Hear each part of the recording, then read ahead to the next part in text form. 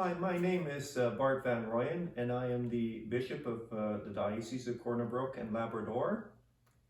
And I'd like to thank you for joining me again today as I reflect on the conversion of St. Paul and how that relates to our faith story. On Monday, we celebrated the conversion of St. Paul, and I'm not sure if you're familiar with his story. It's recounted 3 times in the Acts of the Apostles.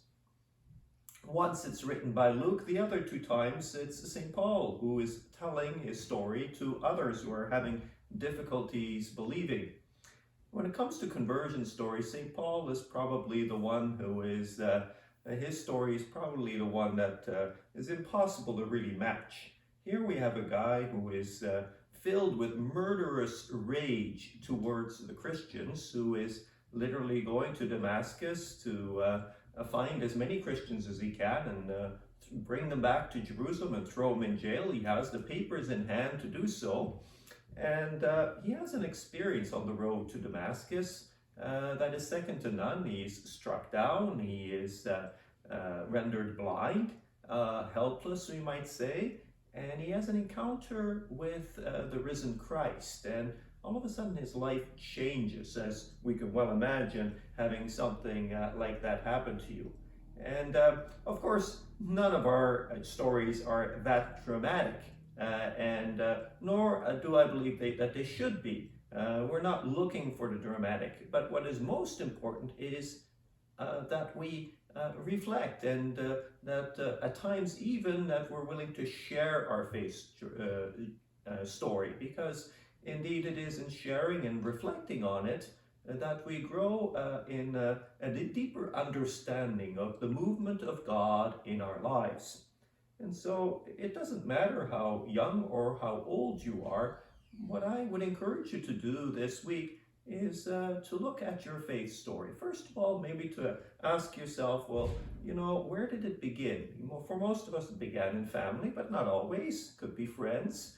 What were the significant events or experiences that happened to you? Sometimes it's a question. I once had someone ask me when I was, recounting what had happened to me over a period of time, and all of a sudden he stopped me and he said, "But are you happy?" And it was one of these questions that, in a sense, I wasn't expecting.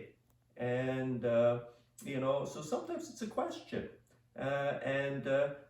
It's for us to kind of look, and sometimes it helps us when we're in a period of doubt, to go back to a former period where we may have had questions. When we have a time of struggle, it might be good to go back to another time when we struggled.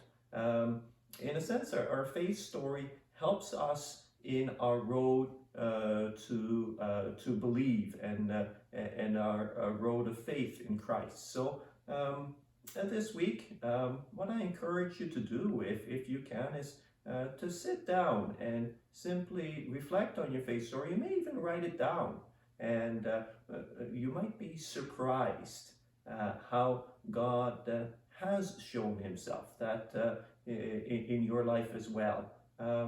Maybe not struck you down and made you blind, but